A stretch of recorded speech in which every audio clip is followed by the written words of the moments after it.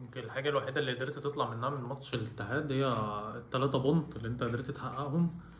انما كأداء وكمستوى الاهلي لسه بعيد اوي، لسه بعيد جدا عن مستوى الفرقة او مستوى اللعيبة اللي موجودة حاليا في النادي الاهلي. النادي الاهلي شكله وحش اوي في الملعب، دفاعه شكله وحش جدا، الخطوط بعيدة عن بعض، اللعيبة الضغط بتاعها وحش جدا، تحس اللعيبة اصلا ما بتضغطش، ضغط كله سلبي، ضغط كله عشوائي. اعتقد المدير الفني هيبقى عنده شغل كتير قوي مع الفرقة دي، شغل كتير جدا كمان، من ناحية المستوى ومن ناحية استرجاع المستوى للعيبة دي ومن ناحية الشكل الفني ومن ناحية الشكل التكتيكي.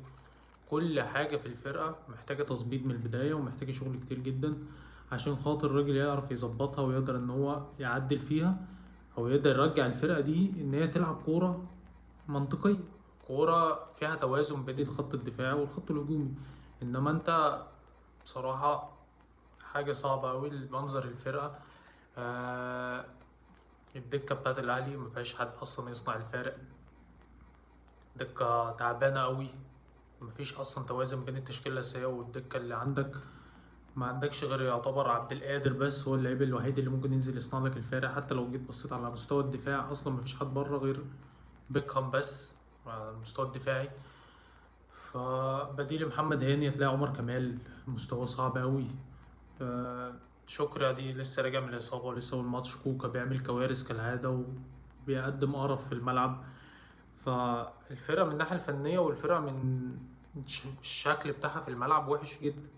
الفرقة محتاجة شغل كتير أوي، محتاجة الراجل يركز مع الفرقة في الفترة الجاية إن هو يعالج الأخطاء الكبيرة اللي اللعيبة بتقع فيها، ويحاول إن هو يرجع مستوى اللعيبة دي، ويحاول إن هو يشوف الخلل فين ويحاول إن هو يعالجه.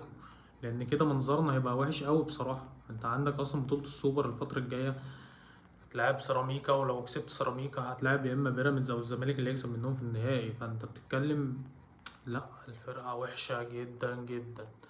الفرقة محتاجة شغل كبير قوي في الميركاتو الجاي بتاع يناير.